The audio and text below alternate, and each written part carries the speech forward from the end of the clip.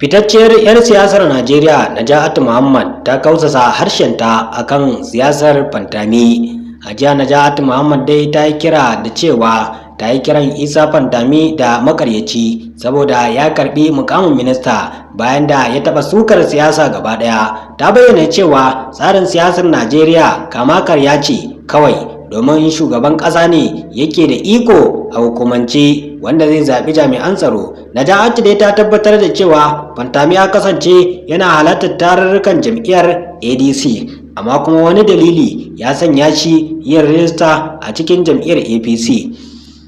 Idan yanzu shiga ku na farko wannan tasha mai albarka, ku danna mana subscribe, ku danna alamun ƙararrawa da zarar mun saki sabon labari zai iso muku. Fitacce 'yar gwagwarmayar siyasa a arewacin Najeriya Hajiya Naja'atu Muhammad ta yi tsokaci game da siyasar Isa Fantami. Hajiya Naja'atu dai ta kausasa harshe akan tsohon ministan tarayya wanda ta kira shi kai tsaye da cewa makaryaci ne saboda wasu karatuttuka da yayi a baya, inda kuma kowa ya ji karatun da yayi, domin ya zazzagi gwamnati kuma ya yi wasu abubuwa wanda idan ka ce yanzu za a iya bashi wani mukami a gwamnati ba zai karba ba. Hakan da ya nuna ya yi amai ya lashe. 'Yan gwagwarmayar dai wadda ta samar da kyakkyawan shugabanci ta yi maganganu ne a kan Fantami a shirin zauren alijita wanda mawaƙin ya wallafa a shafinsa na YouTube a ranar 10 Fabrairun 2026, yayin da take tsokaci game da siyasar arewacin Najeriya. Naja'atu ta ce yanzu ba siyasa ake yi ba a arewacin Najeriya da kuma kasar baki daya, bangar siyasa ake yi, wato kama karya. Babu kuma kowa yana abin da ya ga dama, sannan kuma kowa abin da ya ga dama yake yi. Yar gwagwarmayar dai ta yi nuni da cewa shugaban ƙasa shike da iko akan shugaban hukumar zaɓe, kuma duk masu ruwa da tsaki a harkar zaɓe na cikin aljihunsa. A cewar ta dai hakan na nufin sai furar da shugaban ƙasa ya dama wasu mutane za su sha, yayin da kuma ta yi ƙorafi akan yadda ake tura 'yan sanda da kuma sojoji rumfunan zaɓe. Babu dalili duk duniya banda inda aka ce ɗan sanda ko kuma soja su je wajen zaɓe ba sai a Najeriya.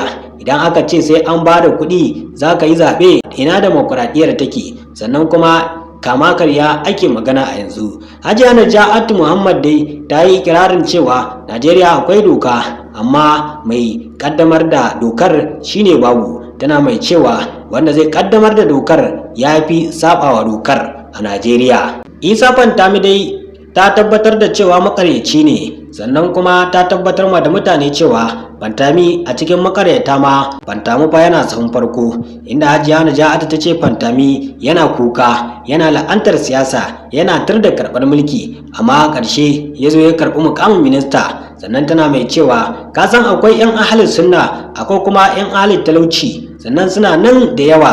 Idan suna cikin talauci da za su dinga ɗage wando sai su rika kira maka sunna, amma kuma da zaran sun samu duniya sai su yi kwana-kwana su je su samu dogayen wandunan su sa, wanda ya nuna cewa haramun ne, sai ga wandansu ya koma kamar tantabara har yana jan ƙasa a ƙasa, wai kuma su ma sun koma 'yan siyasa ne. Ko da ya karɓi minista ƙarya yake, bai taɓa yin APC ba, ya ce wai shi siyasar da ya yi a farin kaya ya yi ta, hakan ya nuna ƙarya yake yi, makaryaci ne. Yayin da Hajiya Naja'atu ta kuma yi nuni da cewa a can baya Isa Fantami yana tare da ADC, kuma har yana zuwa karatuttukan jam'iyya, sannan kuma ya yi kirarin cewa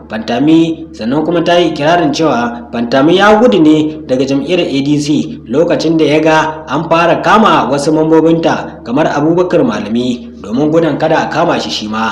Ina mai tabbatar maka da cewa ni ban san Fantami ba, ban san Fantami yana zuwa tarurrukan mu ba, amma kuma yana ganin an kama Malami sai yayi maza ya gudu, kila ko kuma sun zo sun fara yakusar sani sai ya ga alamun za a cika hannu da shi ma ya cika wandansa da iska, ya nuna cewa fa ba da shi ba, domin kimarsa za ta iya zubewa in aka kama shi akan badakala. A wani labarin za ku ji yadda Isa Fantami ya je sabunta rajistar zama ɗan jam'iyyar APC, inda ya faɗi gaskiya da alakarsa da shugaba Bola Ahmed Tinubu. Malamin ya bayyana cewa dai har yanzu yana ba Tinubu shawarwari kuma yana karba saboda kokarinsa na nasarar shugaban kasar a zaben 2023. Fantami ya kuma bayyana cewa bai karbi taimin mukami guda 3 da Tinubu ya yi masa ba, yayin da yake zargin zai nemi takarar gwamnan jihar Gombe a shekarar 2027.